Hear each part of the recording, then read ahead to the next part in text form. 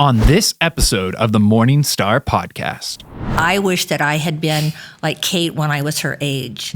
I didn't have a perfect role model or somebody. We didn't do Bible studies. Yeah. And so to be able to come and be with these ladies and just, we kind of play off of each other a lot when we're, we have been known to be quieted maybe once or twice. That has never happened. No, I forgot. It was the table next to us. Yeah, they were the ones being loud, not us. We do. And it's nice to bounce things off of each other. And I think the difference in our ages, I think that is something that has just blessed me because I've seen basically the Bible in a whole new way since I started doing these Bible studies. And a lot has to do with the group that I'm sitting with.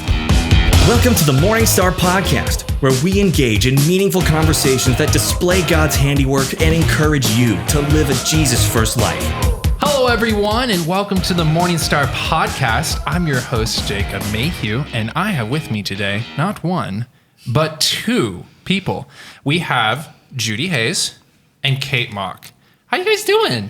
Excellent. I'm great. Awesome. Good morning. You guys just came from women's Bible study, so you're all amped and in the Word, right?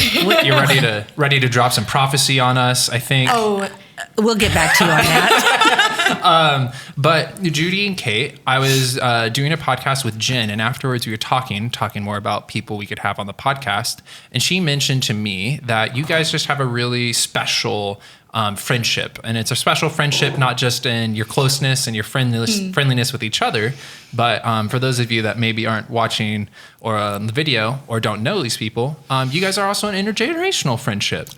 That we are. Yeah. We're actually the same age. Oh, okay. Yeah. Kate, you hide it well. Okay.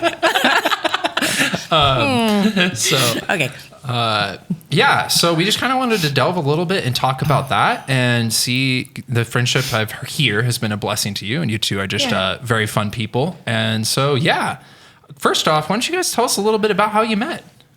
A Bible study, a Thursday morning Bible study, a couple of years ago. And yes. Really? It's been a couple of years. I guess it's been like 2 years. Yeah, two years, yes. Exactly a couple. On Thursday mornings, and I was really excited after retiring that I finally got to go to Morning Star Bible study. Yeah. And I was put at a table, and Kate was there, and she was so welcoming to me. And I was a little hesitant because everybody at the table was decades younger than me. And Jen does that on purpose, is to try to get more diversity there. Yeah. And so Kate was welcome. She said, come sit down. And from there, that's what has evolved. Yeah. Okay. Yeah. So was it just like as soon as you saw her, you're like, my friend right there? Or like, what's going on in your brain?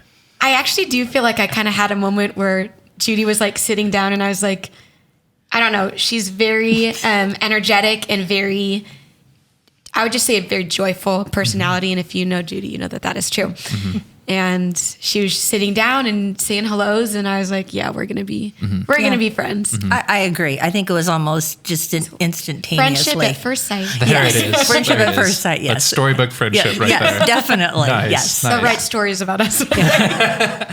So how did you guys transition from I'm assuming you went to Bible study. You guys just let's just go to coffee right away and talk for 5 hours. Like, how did a friendship, what does your friendship look like, and how did that start forming? It really is formed at Bible study.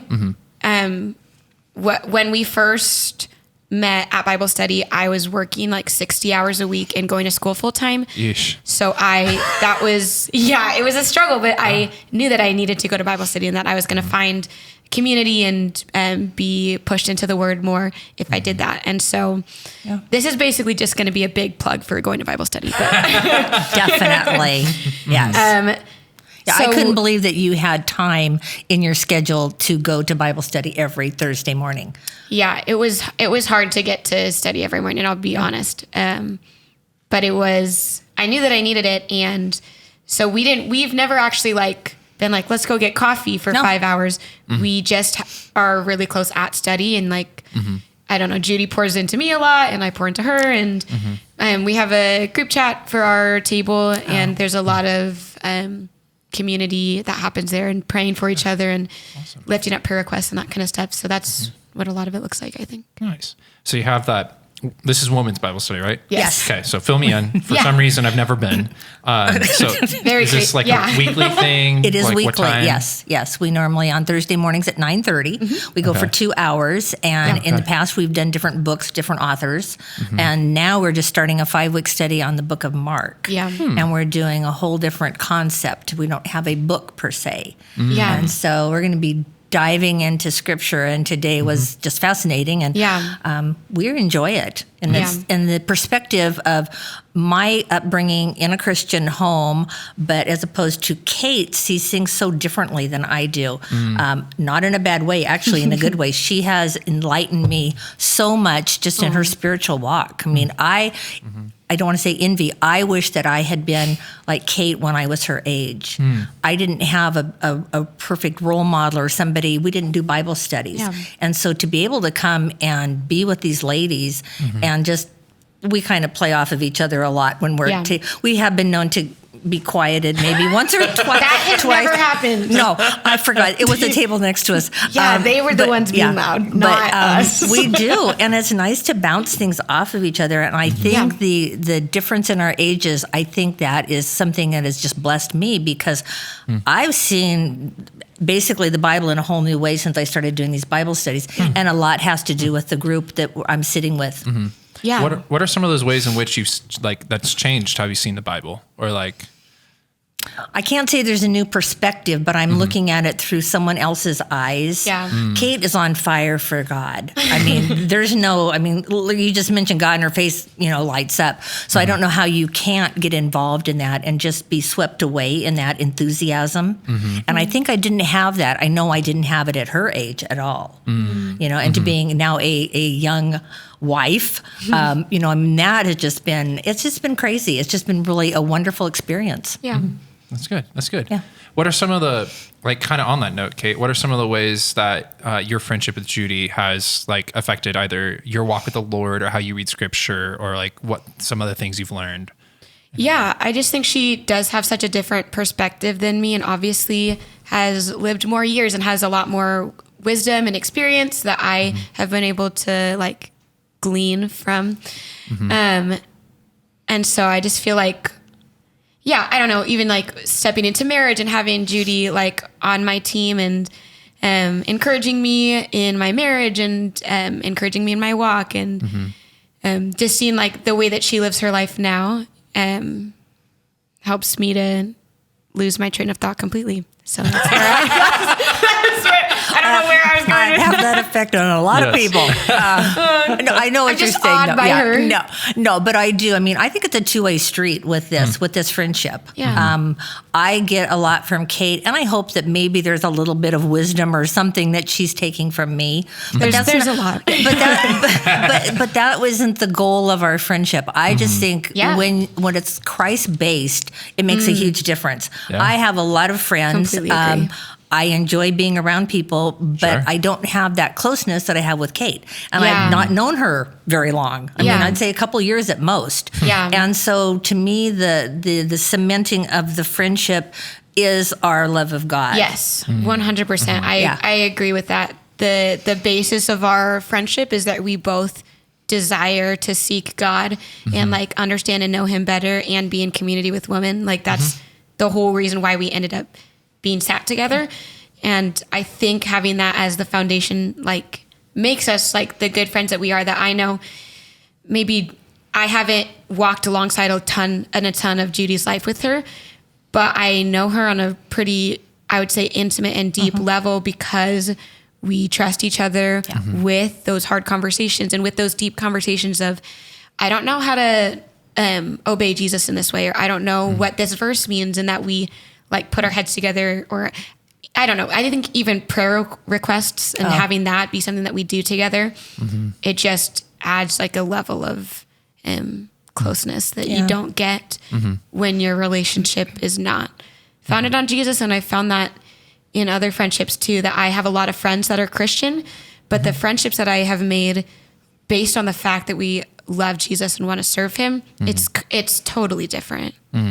So it's not even, it's partially obviously that you're both believers, you both follow Jesus and really want to follow Jesus deeply. But it's also, it sounds like there's a part of it where it's the consistency of you guys also being at like women's Bible study in this case, where it's like, it's keeping your friendship focused on the Lord. Yeah. And on growing definitely. and walking with each other. Right. Yeah. Interesting. Yeah. Okay. That's cool. What are some like difficulties that you guys have had as you kind of formed your friendship? I don't know, maybe it's a storybook friendship and, there's never been a problem. But like, I know a lot of people that I've talked to are always worried about generational differences or like, oh, I'm not relevant enough if you're coming from the older side or, they're I think not you just called exciting me enough. old. I'm mature. Yes, the more mature side, seasoned. the wiser side. Seasoned. Should I say that? Seasoned professional. Seasoned, over yes. there. I don't know I've had any. I mean, I can't. Yeah. I think I was hesitant the first time that I walked into Bible study 2 years ago, and I looked at the table that Jen had assigned me to, and I was looking, and I had friends all over the room there, but I wasn't assigned to those tables. And I kind of was wondering what her thinking was on that. I actually talked to Jen about it, and she told me that this was something that was intentional on her part, was we're not going to have all the young ladies, that are under 30, under 20 at the time, at one table, that she wanted some other ladies that could come alongside. And she saw the benefit for both participants, and I have seen it completely. I honestly don't know what my walk would be right now if I was at a different table. I have to be very honest about that. I think the ladies that are there, they are so wise and so biblically sound, but yet they're vulnerable. They will actually, and when we pray, it's just amazing. I sometimes wish we could just do prayer the whole 2 hours. It just, it makes it just a connection that we've got. And I honestly see this, going on for a long, long time. Yeah. That's good. Unless Kate dumps me for somebody else. I would never. You're my one and only, Judy. I think there's an assumption that people in different generations won't understand you or won't be able to relate to you. And I think that assumption is maybe a little silly because we forget as the younger half of this friendship that Judy has also been my age before and the age after that and the age after, so there's the assumption that she doesn't know what I'm going through or that she doesn't understand because my world is different than hers. I am living a different life than she lived. And even the culture that we're living in is different than what she grew up in or what it was when she was 20. But she just has so much to say to like all the things I'm going through, she's been through or has walked through seasons like that with her friends, or she just doesn't get it. And she's like, why would you get a tattoo like that? That's crazy. That's what came up today was tattoos. We were discussing tattoos. And like, but it's never in like a judgmental or like, I can't believe this, just in like a curiosity of this is like using tattoos as an example, had a very different connotation years ago, whereas, if you have tattoos, you're not going to get a job. You'll be respected, these kinds of things. Whereas today it's a lot more normalized for people to have tattoos, and it doesn't quite say so much about their character, Well, and I think on that note, that came a lot from my husband because my husband was involved in law enforcement for almost 40 years. When he first started on as a state trooper, you could not have a tattoo on your arms because they wore short sleeve shirts. Now, what they had to do is either wear a long sleeve shirt, even in the summertime, or you got rid of your tattoo. Now that was a long time ago. But you're right. The connotation was there as, why would you have a tattoo? I mean, even we had a guy who was a sergeant. He'd been in the Navy and he had the big anchor on his arm. And I remember when I first started working there, they were like, well, why is he wearing long sleeves all the time? And it was that he was proud of his tattoo, but it is the different generation now. People will have them. We have one lady at our table who has beautiful verse on her arm. Another one has a rose and says daughter. There is a difference here. So I learn a lot from these ladies. A lot. I think that just the assumption is that you can't adapt or like change at all from what you were raised with. And I just think that that's silly and isn't fair to older people. So young people, stop doing that. Well, it's hard to imagine that I'm older than your parents. I mean, that's what, I was talking to somebody about is going to do this. And I said, Kate is so young and I am so not young. I'm older than her parents. And that's just, to me, and I've had some of my other friends have asked me, they said, well, what is drawing you to this? And I go back to the same thing. It's our relationship with God, and it's the give and take in our friendship. So it's turned out to be very good. I think it's very healthy. I think a lot of people should seek out someone from another generation to, at the very least, talk to. And why? Like, just to get that different perspective, or like, is there any other thing? I think the different perspective. I mean, when I was growing up, things were a lot different. We didn't have cell phones, and and now these generation. I mean, even my granddaughter, who is 6, she is not allowed to have a cell phone, but she does like to go over and use her dad so we can do FaceTime. I mean, there's the things like that we didn't have, which is not. It's not a good or a bad thing. It's just a difference in the growing up. And if I can ask questions of Kate about different things. It didn't have to even be related to the Bible. I'm getting knowledge from her, and I think she's pretty smart. Oh, thanks. So, It sounds like both of you guys approach your friendship with like a lot of curiosity, like a lot of willingness to learn about each other and from each other. Yeah. Which just sounds like that's kind of papered over some of the stereotypical difficulties where people can come into a friendship closed. Yeah. And that, maybe I'm speaking a little out of place, but that sounds like something that's required for non-intergenerational friendships too. Yeah. It's like maybe there's a lower burden of, because you have more in common culturally. Right. But if you come to a friendship closed, then not willing to learn about the other person, then you're never going to make a friendship last much more than a shallow level. Totally. And so it sounds like you guys, by walking after Christ together, I've also decided to learn and be curious about each other. Yeah. I think we have a very solid foundation for friendship. Good. Yeah. Good. Yeah. I think we have actually the most solid foundation for friendship. Definitely. That's good.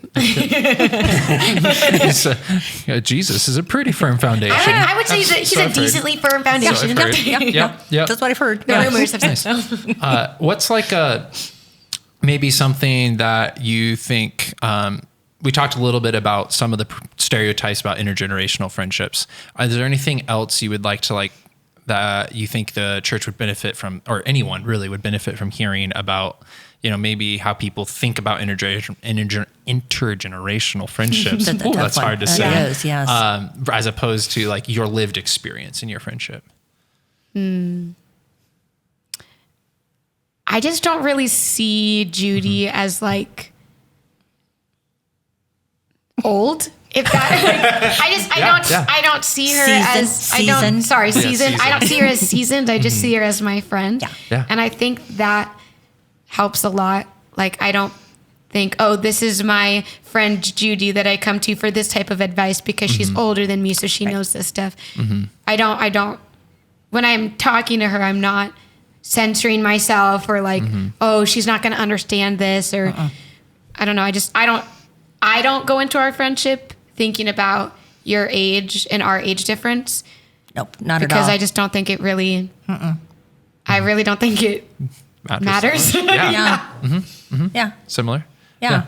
I mean, Kate is younger than my grandson, and then I have a 6-year-old granddaughter also. But I mean, I'm older than the granddaughter. Older than granddaughter, younger than the grandson. Yes. But I don't think of her as being young.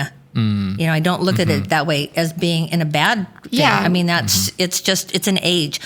Anybody can act certain ways at a certain age. I like 100%. to think that I don't act my age sometime. I don't know if that's good or bad.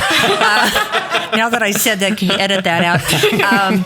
But there's stereotype of somebody when they, after in their 50s, 60s, and in my decade of 70s, you think of them as being old. Now, when I was younger, I thought my grandparents were ancient when they were in their 60s. Yeah. Right. But there's a different concept now and a different way that we live our lives. I mean, just even the way we dress. I mean, and for look how cool she dresses, everyone. my denim jacket on. But there was that concept that you acted a certain way, you didn't do certain things after you hit a certain age. And now women are so liberated, we can do whatever we want to. You don't have to wear your hair, short because you've turned 40. I mean, way back when, that's what you would do. True. Really? Yeah. Yeah. I mean, so I mean, there's different perceptions of ages, and I just don't see any. I don't have any borders around Kate. I don't have any. It's like, oh, she's too young to understand that, or I don't want to bother her with this because whatever. Yeah. She understands, and if she doesn't, she'll tell me. I mean, that's right. And even if I don't understand, I can still empathize. Oh, definitely. Like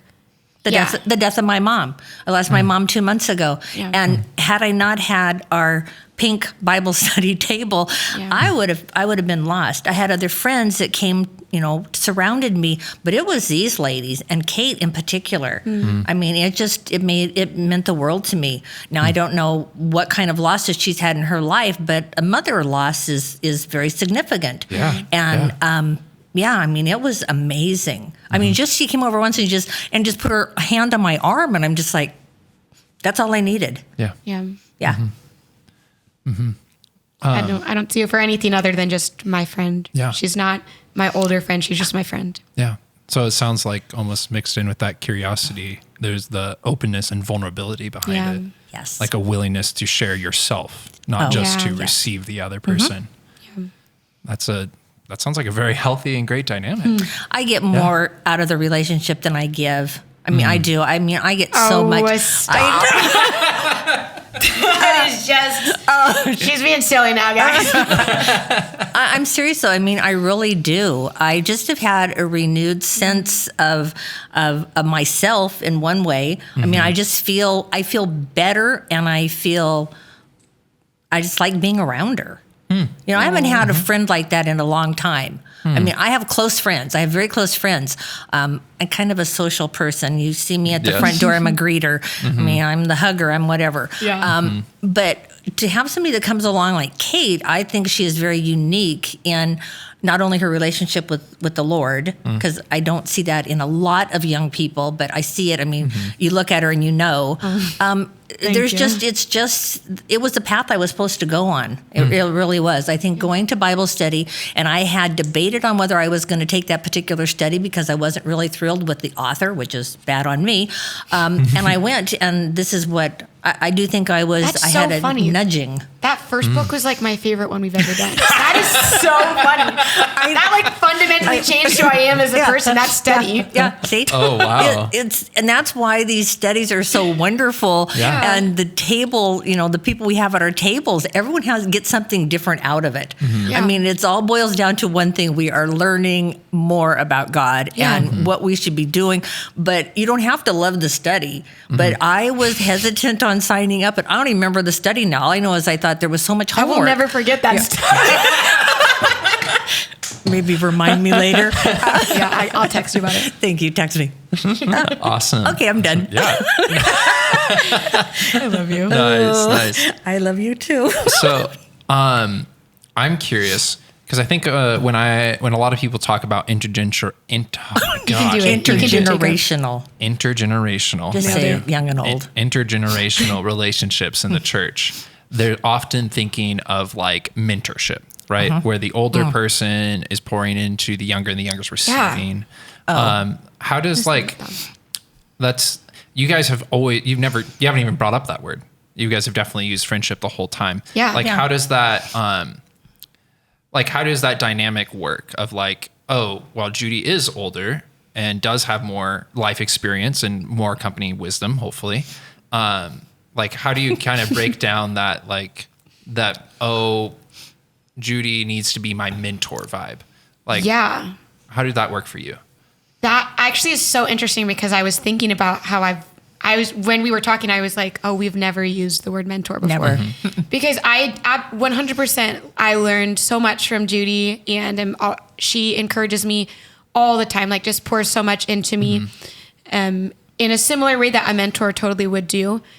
But I think we take the pressure off of that because, I don't know, when I think mentor, mentee, I think a lot more like I'm reporting to someone or like, okay, Right. here's, I read this study and I read this verse and I learned this thing. Is that, am I good? Like, did I do the thing? Yeah. But I feel like Judy's not like dragging me along the path. Like we're walking together. Yes. Good. In Well our put. in our pursuit of Jesus. Yeah. Thank you. Yeah. I'm not very good with like visuals. No, that's I'm really proud of that one. is an excellent visual. I totally Yes. agree. Yeah. I don't feel like I'm putting the responsibility of you are responsible for helping me Right. develop spiritually. Right. But I do feel like we are both helping each other, and I definitely learn a lot from her and her perception of God and the things that she's learned in her years of following him. Like she has just time and time spent with God that I can't add up to because I haven't been alive that long. Yeah. And so Yeah. I have so much to learn from her. So Yeah. Do you have like a similar view on your end? Cause like I imagine I do. Yeah. I do. I really do. I know years ago at Morningstar, they had something called OWL, OWL, and it was older, remember wiser that. ladies. And I remember, and at that time, I was probably in my mid 40s, I guess. And I thought, oh, does that mean these old ladies are going to come and try to talk to me? It made it sound like that's what it was just these old women that had all this wisdom and they wanted to impart it on me. And so it kind of gave me a bad taste in my mouth about it. And it was projected as being a mentorship type of a program. And I never bought into it. I'm sure it was good for some people to have that. Yeah. I mean, I think you can learn things from everybody. Yeah. You know, anybody you meet, you're going to get one little snippet of something that maybe is going to just progress into something else. But I never looked at our friendship as being a mentor to her at all. yeah. First of all, I don't think that I am capable of mentoring. Oh, stop it. But I'm serious. I think when I think of mentoring, I think of somebody, as you said, it's almost rigid, where you have certain things that you need to do to accomplish to make this person a better person or make them whole. That's not what that's not a friendship.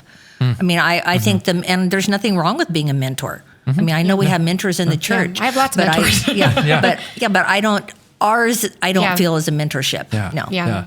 That's interesting. I think because a lot of what you've talked about sounds like in your friendship, you're getting a lot of like the benefits, so to speak, that you would get out of a mentorship anyways. Yeah. You're praying for each other. You're encouraging each other.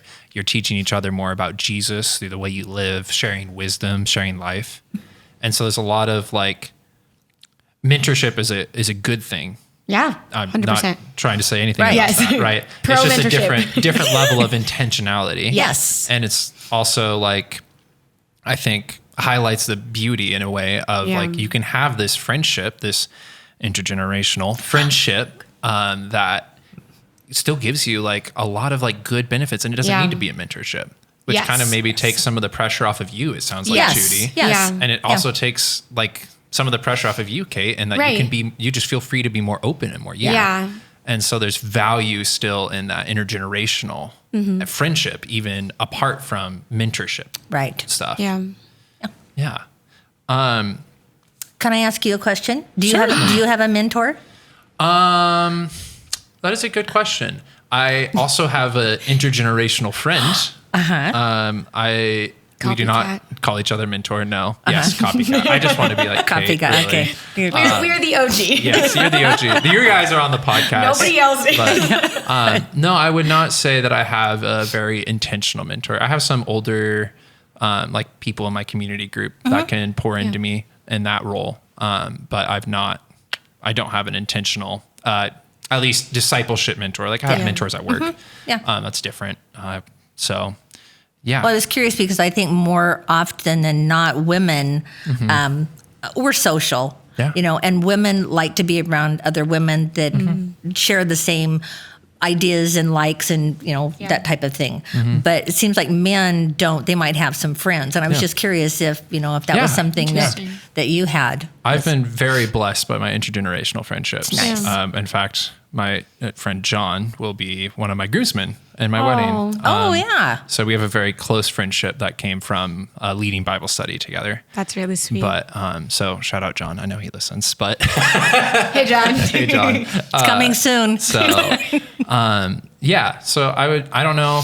Maybe there is a bit of a men-woman difference there. I don't know. I don't know. That'd be worth Maybe we could do a whole podcast on That's that. the next maybe. podcast. Yeah, You're jumping ahead. Judy, That's you're right. spoiling things. Please. Come on, I got to keep the More content to coming. come. Yes, You have to have yes. them on the edge of their seat. They have to be surprised. Yeah. Yeah. No, I think. Man, you asked me a question I on the did podcast. ask you a Throw me question. off. Controversial. This is great. Oh, It's sorry. great. No, you're She's good. wild. You're good. She's Yeah. untamed. I do think it's easier. Like, it's certainly easier for me to form an intergenerational friendship than to go up and ask someone, "Do you want to be my mentor?" Yeah. Yes. Because it feels like a lot of pressure. Yeah. And like even pressure on yourself because with mentorship, you're really asking for a lot of accountability Yeah. and direct like spiritual direction. And as a big, mentor, big ask. Yeah, as my friend John has talked about this, like as a mentor, there's a lot of pressure to feel like you need to be ahead of the person in every regard. Yes. Oh my gosh. And it's like, oh darn, I know this book of the Bible because I did a study on it recently, and this mentor hasn't done a study on that because Right. they're a normal human and can't study every book of the Bible every day for every day of their life, right? Yeah. And so there's an element of pressure that's removed from that. Mm-hmm. But maybe that almost says something about how we need to widen our view of mentorship. Yeah, maybe we right? just need to get better at being mentors and mentees. Yeah, Yeah. and realize that doesn't mean you need to be even ahead. Yeah. I almost wonder if you could walk alongside someone and still have a mentor-mentee sort of Yeah. relationship. Interesting thoughts. Interesting thoughts. Well, Great question. Do you thank want to you. host the podcast? Oh, never. But I see that because, we hadn't talked about this, but I basically come alongside women that have had breast cancer. I am a survivor, and I was asked the year after I was done with my radiation if I would be willing to come alongside ladies and talk with them. That was specifically being a mentor to them. Takes it to a whole different level. Yeah. That is where I need to be on top of things that new in, I don't want to say the industry, in the health industry on things that are happening with breast cancer and treatments and things like that. But that is so specific. I don't see that, I don't want to call it a job because it's a luxury that I get to do that. I don't see that blessing anything as close to what that Kate and I have. There is the big difference because I was specifically asked to do that, and I was more than honored to do it. But that is coming along near someone who is going through exactly what I went through, that have questions and things like that. You are imparting knowledge specifically. Yeah. Friendship, I don't see that. I don't see that necessarily. It's a little less stilted and and specific, I think. And it's almost like thinking, like even like if I can have mentors at work, it's almost like mentors, like there's an area they're focusing on, right? In the church, we often talk about, it's your walk with Jesus, right? Or you can have career mentors, you can have breast cancer mentors. Whereas friendship is just like, it's a person. Yeah. You're just like, we're going to be together in life and wherever that may lead us. So. And they're not always meant to be. You can go through different people, sometimes several people, and not find that right connection. Sometimes you force it. Sometimes, especially in marriages, and you sometimes, you're with another couple, and you just maybe don't really feel that friendship with the husband and wife. Sure. There's that, and I think with this, it's so open. We chose to like each other. Yeah. For good or bad, we chose, it was like a marriage. We chose that we wanted to hang out around each other. Not that we specifically go and have coffee or anything, but we just hung out. We choose to do that. And to me, that's a special thing. That's a gift. That's a gift that somebody gives me, Miss Kate. Mrs. Kate. Oh, yes, Mrs. now. Still blows my mind that she's married. Yeah, you and me both. And you're suing. Yes, Soon. very You're soon. suing. I'm hopefully not suing anyone. Soon. Can you edit really good? Yeah, cut that part out. Yes. Does not look good for us. We use AI to cover all the misspeaks. Oh my God. I'll finally good. say intergenerational correctly. That is That'd be great. the weirdest word ever. I mean, I know what it means. I looked this stuff up, and I'm like, okay. Couldn't they shorten it just like the young Is and it the old? easier to say multi-generational? It is. Probably. Or like cross-generational? Ooh. Cross-generational sounds kind of silly. Yes, it does. But it sounds like it would also be an intentional Christian friendship program. I do, yeah. Like cross-generational. Yes. Coming soon to Morning Bringing it Star. back. Yes, yes. Ooh. Coming soon to a church near you. So kind of setting aside the intergenerational, multi-generational, cross-generational aspect, what are some lessons you guys have just learned about friendship?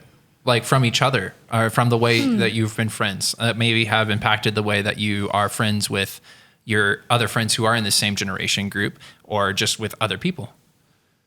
Not to be judgmental. Yeah.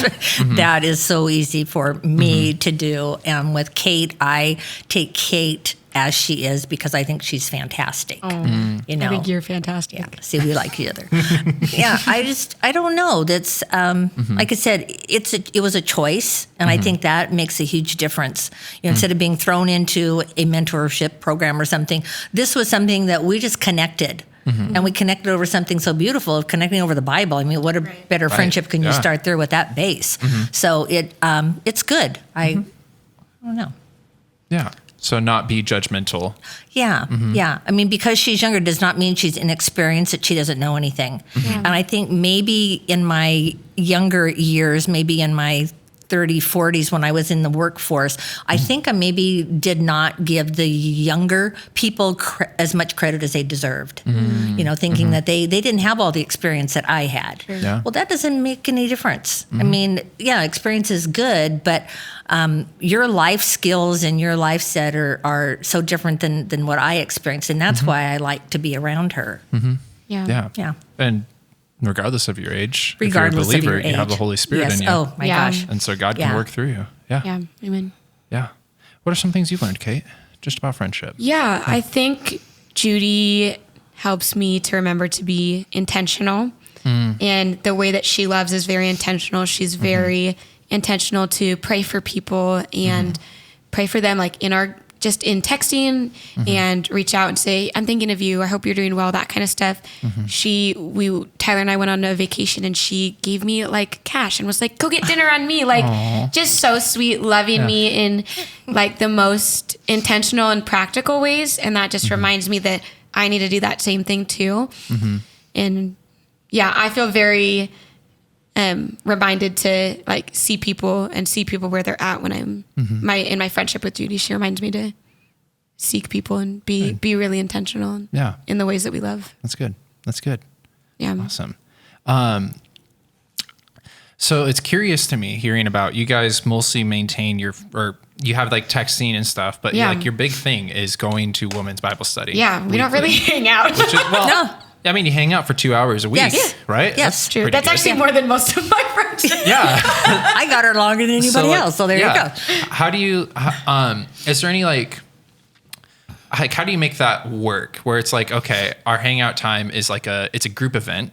Yeah. Right. But also it's like a church event. And I think it's, maybe that's not the best question, but like, what are some of the blessings you've seen of having it be like, oh, this is a scheduled event where it's not even, the goal is not even to just hang out. Yeah. But also, what are some of the difficulties you've seen and how have you gone past those in like maintaining your friendship?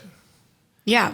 Well, obviously there's multiple other women at our table in Bible study. And so it's not just the Kate and Judy show. It's that everyone is learning and exploring and being vulnerable as well.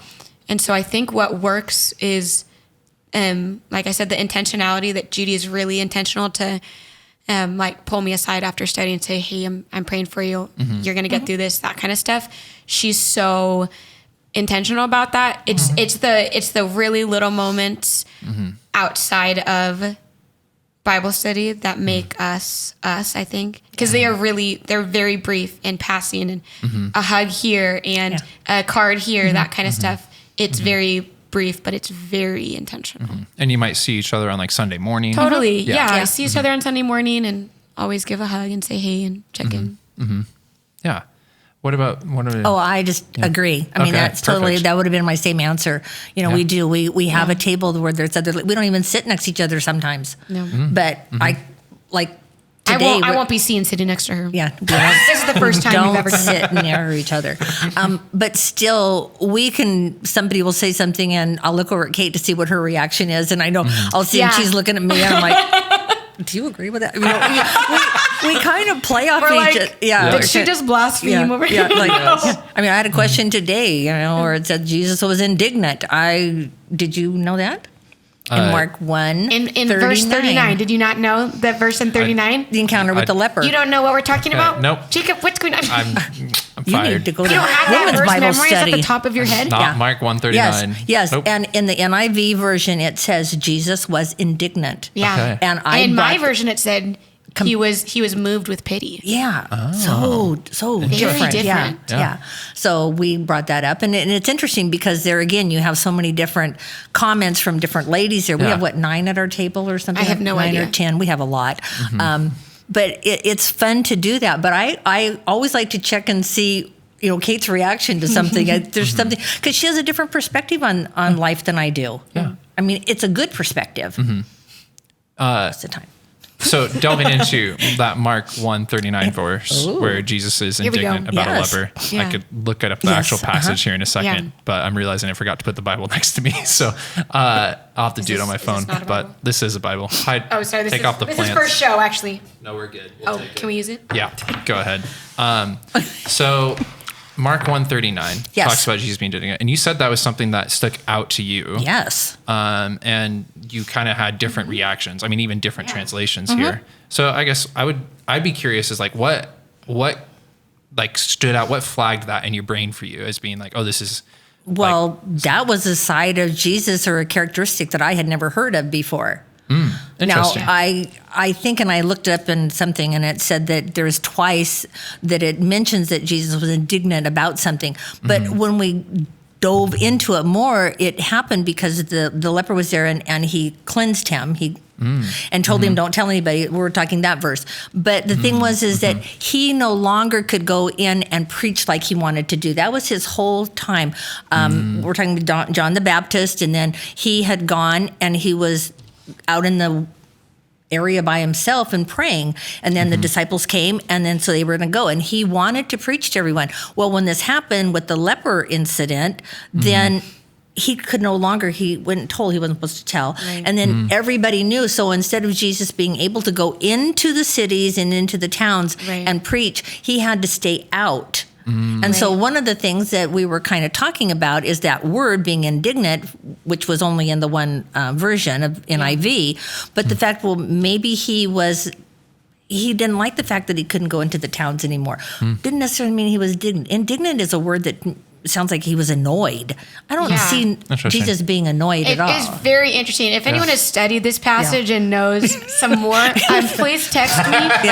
Because We want to know. We Yes. want to know because the Jesus that I have seen in the Gospels was very welcoming of interruptions Right. and desired to heal people, and so was and even just my translation, I never ever would have assumed that a different translation said anything other than pity or compassion, because my translation said Jesus was moved with compassion, so then he healed him.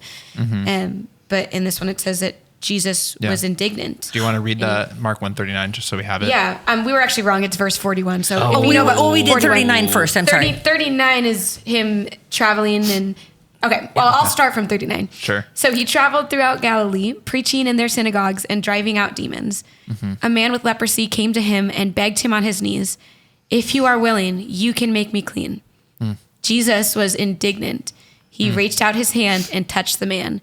"I am willing," he said, "be clean." And immediately the leprosy left him and he was cleansed. Yeah, that's interesting because it's like I know. he's indignant to Yes. see someone who's a Well, Right, it's like I just even, have, like- I don't have a concept of, like I have a concept of Jesus being upset in other situations. Yeah. Like when he was in the temple and he's, my house will be a house Overturning of the prayer, tables. right? Like Yes. that's the picture. Or Jesus being indignant at the face of sin, like to look at sin, like we should have an extreme reaction to sin, and especially for Jesus who had no sin, but yeah. I have absolutely no idea. I hope you Yeah. weren't looking for a conclusion here, This because is I have just no idea interesting. what this is. yeah. But the alluding to. But the nice part about this is, so we're all sitting. I think we have 9 or 10 at our table now, and most everyone had their version showed that either compassion or pity. Right. And I had just opened up my app, and it was NIV, and it said indignant, and I said, I just don't quite understand this. So you get to have everyone talk about that. because nobody else but me had that in their Bible. Yeah. And so they're like, well, mine doesn't say that. And so that is what's really, again, good about our Bible studies is you get to have discussions about it. And that one is kind of a head scratcher. Yeah. And something that I love about our friendship too is that Judy is humble enough to say, I don't know, did you guys know that this says this? Why does it say this? And to ask the questions.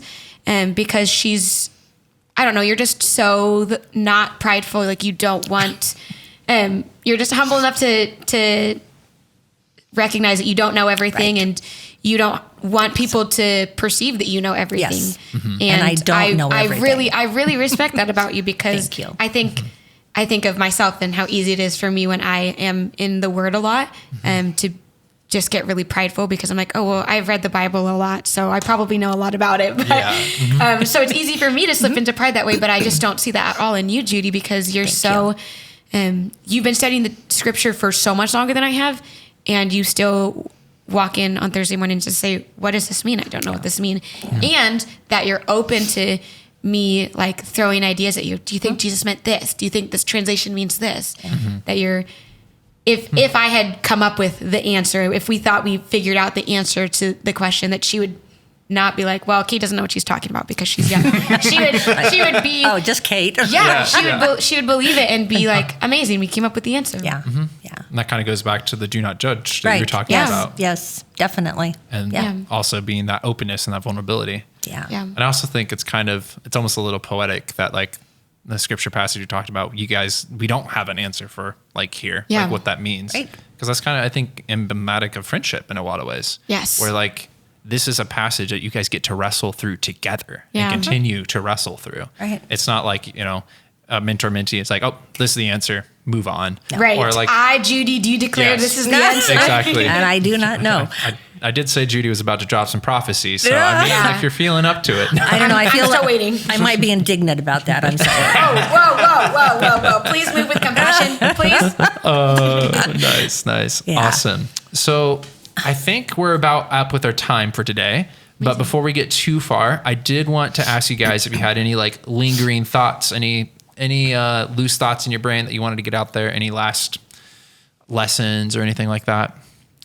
I would highly suggest to ladies and men that you don't have to seek, but look for opportunities where you can come alongside a younger person. It is so enriching and fulfilling. It's amazing. You might have to go and weed your way through a few people, but I think that when it's supposed to happen, it does. This was our friendship was meant to be. I have no doubt whatsoever. What's amazing about this is that when I was pregnant with my son many years ago, I was positive I was having a girl. I just I dreamed I was having a girl, and was the only name I would even consider was Kate. Which I never even have told her about. And so I have always, and when my son and daughter-in-law, when they were expecting their child and they told me it was going to be a girl, I texted and I said, Kate. And they're like, no, and they named her Cassidy, which I love the name Cassidy. I like have chills. But Kate was my name that I wanted. And so I don't know. Who knows? Judy. Why have you never, that's crazy. It's never come up in conversation. My husband will tell you, Kate, my you're son. supposed to ask. Sorry, I forgot to ask. What were you going to name your daughter? If your son was a girl, what would you name him? Oh, Kate. No, but so I don't know. Maybe it means nothing at all. But I mean, I have always loved that name, and I really, other than this sweet lady, I have no friends that are named Kate. Whoa, that is I have so a friend named weird. Catherine, but she goes by Catherine, not Kate. So you are my only Kate that I love and appreciate. Aww. That is so sweet, and that's insane. Yes. That's just crazy. cool. That's just great. Well, Thank you for sharing that. Thank you. We've had several pregnant ladies at our table. We had ones that delivered twins last year. They're almost a year old now. And I kept saying, Judy would be a good name. One of these days, one of us will name our daughter Yeah, Judy. it's like, It'll try. which is an old, that's an old, you're talking about that's an old fashioned name. You don't hear many Judys out anymore. Not so Somebody much. tells me their name is Judy. I'm like, I can pretty much guess how old you are. You're hilarious. nearing 70 70 if you're not already there. So, yeah. Dang. Yeah. Awesome. So Kate's Perfect. a great name. That's great. Well, Kate, do you have any closing thoughts? No pressure, but Yeah. Judy set a high bar here. Yeah, she did. I wish I had gone first. You're like, wow, I want to name my daughter Judy now. Yeah, yes, that's exactly what I was going to say. Wow. Yes. Yes. I just think we, as believers, should just surround ourselves with people of all different ages and recognize that we can learn so much from each other. I think it's definitely important to be in community with people that are your own age and that are walking through the stages of life you're walking through. I think it's really, really helpful. But I also just see so much value in multi-generational friendships, and we're both learning from each other and walking through different seasons together. And like maybe the seasons that I'm walking through with Judy will help me to walk through those seasons when I get there myself, you know, or when my friends are experiencing those things. So I just think there's so much value in having friendships that aren't just for people that are exactly like me in the same stage of life and we all do the same things. Yeah. So yeah, nice. Go be with people that are older and younger than you. That's a good word. Thank you. Yeah. Wise words. Thank you. Church family, I hope that you are challenged and encouraged to seek out maybe some intergenerational connection as a result of listening to this. Yeah. Before we wrap up, I just wanted to find, where can people find you around Morningstar if they just have anything they wanted to chat with you guys about or hear more about from you? Maybe start with Judy. Well, on the odd, which I don't like the word odd, on the non-even months of the year, I greet at the front door. One of my very favorite things to do. That is just, it's a blessing to get to see people and talk with them and hug on them and hear their life stories. And so I do that every other month. So that's a great place to be. Nice. Yes. Nice. And so that both services then.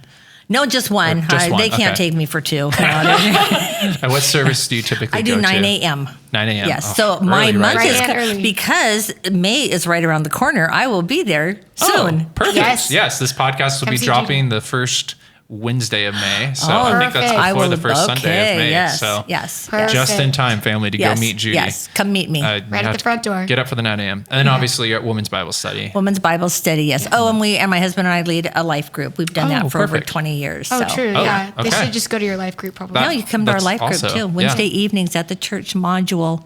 Okay. There you go. There you go. Awesome. Kate, where can people find you around Morningstar? I Live here. 90%. Basically. I 90% of the time am in the South Auditorium, outside of the South Auditorium, or on my way to the South Auditorium. Okay. I am wherever the middle schoolers are. Excellent.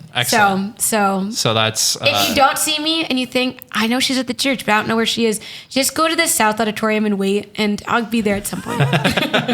nice. So that's High Life. Yes, High Life Thursday and nights, MMS, yes. And then MMS. Sunday which is mornings Sunday at mornings. 11, yeah. Okay, perfect. And you're around most Sunday mornings. I'm around. Women's Bible Study. I also go to the 9 a.m. service because Judy and I are better than you for getting up that early. Yep. We like to be up early. 100%. That's what that means. I gladly take that. And we also get to be That's a blessed joke, by guys. your musical talents. Not Yes. only your singing, but your playing. She played all weekend long for our women's conference. It was wonderful. Good job. Thank you. Yeah, it was Thank you. great. I did it just for Judy. Yeah, Perfect. I appreciated it. Perfect. She sang right to me. Awesome. Well, thank you so much, family. I really appreciate you guys for listening. I hope that you're blessed by this conversation, that you're challenged to seek out your own friendship, intergenerational or otherwise, that you're willing to be open and vulnerable and non-judgmental and forming your way to friendships. Yes. Thank you guys so much for Thank being you on. very much. Family, Thank you. have an absolutely wonderful month until our next episode. All right. Talk to you later. Thanks for tuning in to the Morningstar Podcast. Join us again next time as we display God's handiwork and encourage you to live a Jesus-first life.